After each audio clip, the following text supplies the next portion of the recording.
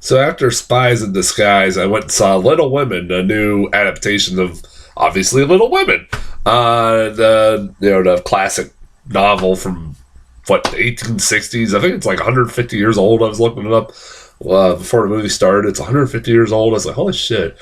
I'll be blunt and honest. I've never read the book. I know of the book. Like it's pretty well known book from back in the classic literature from back in the day.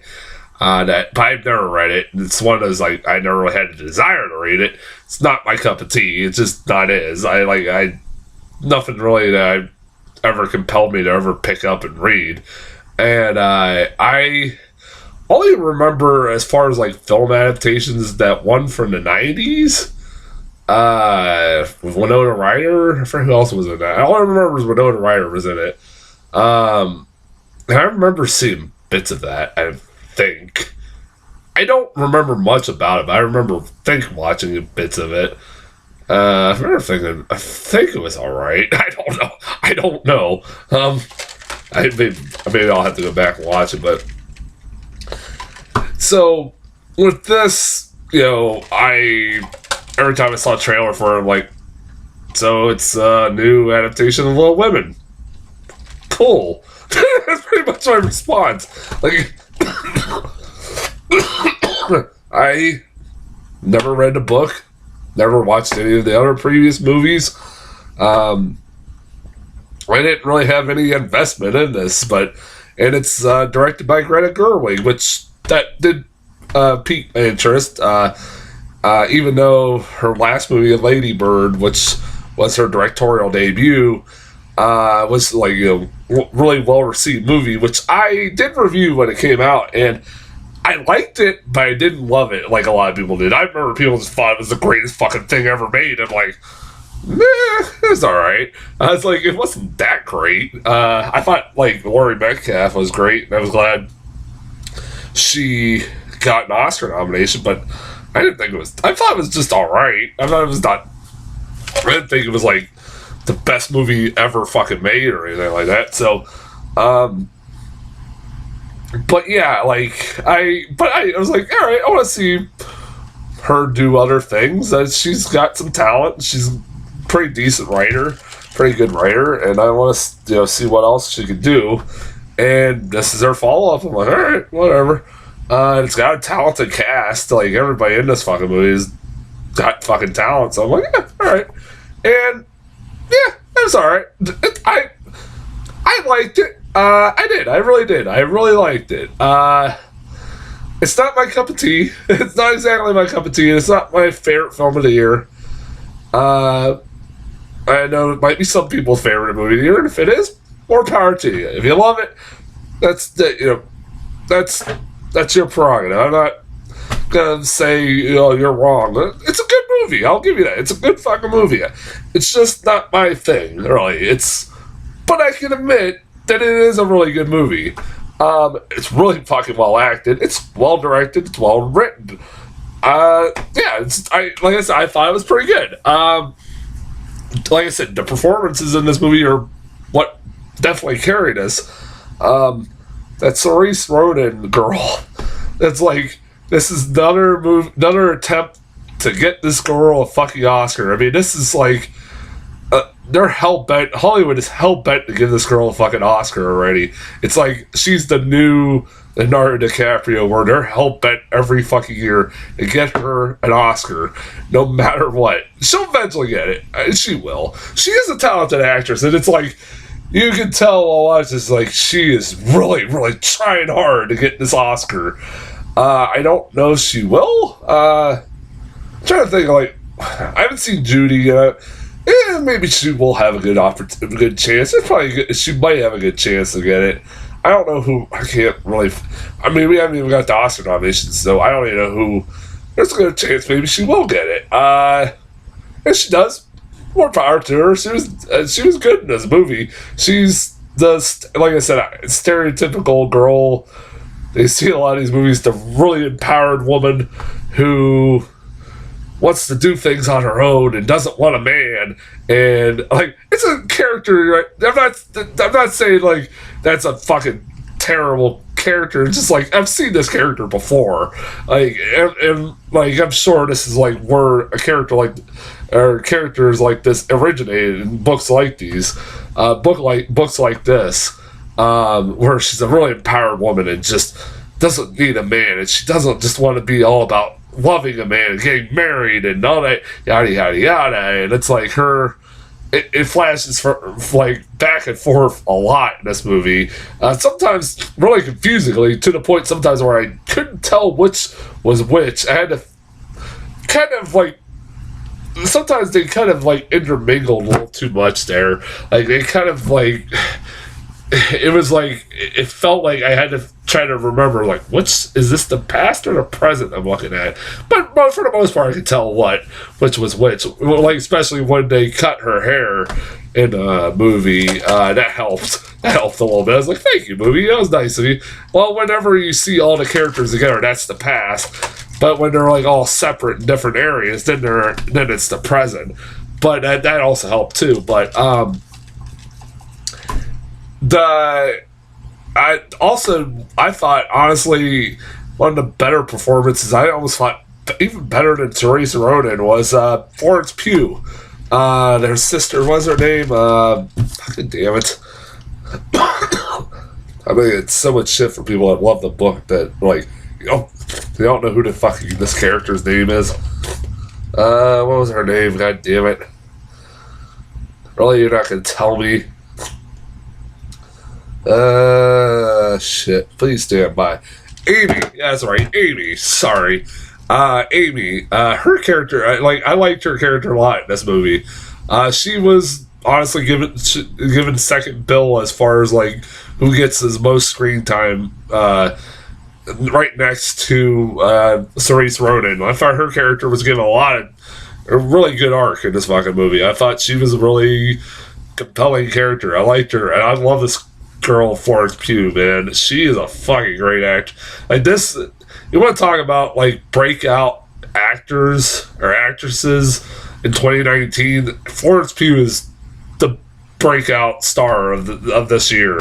There's no fucking doubt. Like between this, Fighting with My Family, and Midsummer, she has knocked every fucking performance I've seen her in out of the park. She's a really good actress. Beautiful too. Very, very pretty girl. Like, it is kind of funny. Like, I think pretty much, am I right? That pretty much everybody in this fucking, all the girls in this movie got either European. Isn't Therese Ronan Irish or Scottish? She's Irish or Scottish. I'm not even gonna look that up because I don't want to find something, one or two. And then fucking Florence Pugh is British. Emma Watson is British.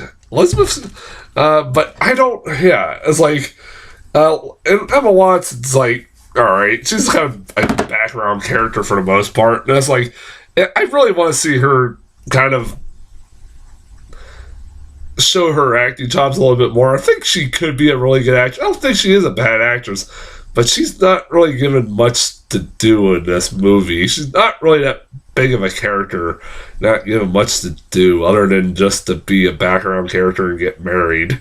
Really, I like that's kind of like the message. Like a lot of women in this era that this movie represents is like their goal is to marry and take care of their families as the role of a woman in this era. It's a honestly like it's a female empowerment movie done right, and this is one of those, like, while I bitch about stuff like Charlie's Angels or Black Christmas, this is a movie that does like a message that those movies are trying to portray in some ways way better. This movie does it way better. Way fucking better. This is how you fucking do it. Like, Greta Gerwig is a really good writer and knows how to do that.